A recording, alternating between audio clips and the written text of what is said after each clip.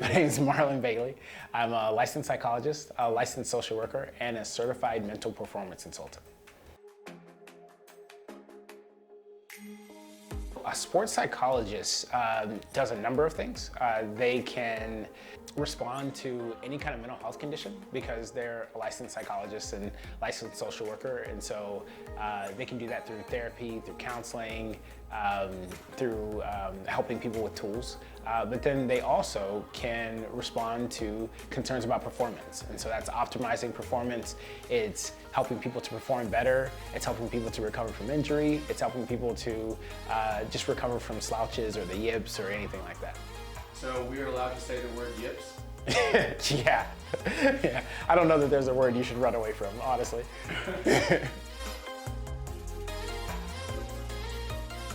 Yeah, I think in a first session, there's gonna be a lot of information gathering. So I'm gonna ask a lot of questions about who you are and how you got to where you are and like what you wanna do, right? And so it's gonna feel like I'm getting all up in your business, and the reason is because the more we know, the more we can help. The more we can bring in all the stuff to help you really, really regulate and perform well. I think they're all integrated, right? I think it's all connected, right? Like if I'm feeling great, I'm probably gonna perform great. If I'm not feeling great, I'm probably not gonna perform great. Like even if you just take the small thought of like distraction, right? Like if there's a lot going on in my world or there's a lot going on internally, like I'm probably not gonna be super focused on, you know, what I need to do to perform really well.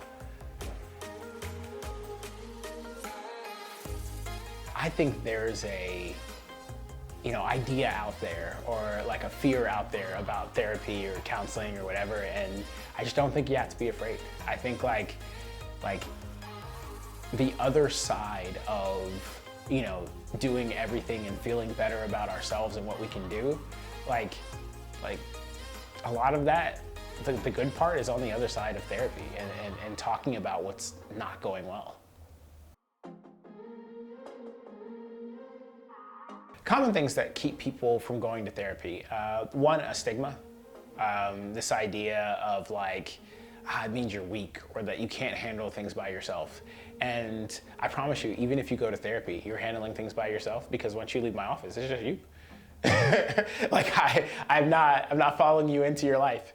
Other things are, you know, we actually sometimes don't know that things are as bad as they are, right? Like I'll get a lot of people who are in my office and I'll be like, you know, you're actually describing depression. And I'll be like, nah, it's not depression. Like depression is like really bad. And I'll be like, when's the last time you were happy? And like 5th grade? Like, nah, like this is that. Like, you know, but they really may not have recognized it, or they feel like, you know, like everybody just deals with this.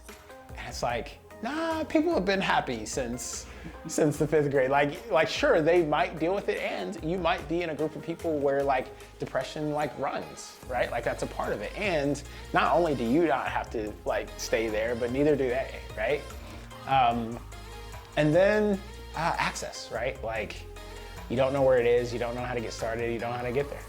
And so I think, you know, Be Ready PT is actually just a really great opportunity for it to just be incorporated in just other parts of things that you're doing already.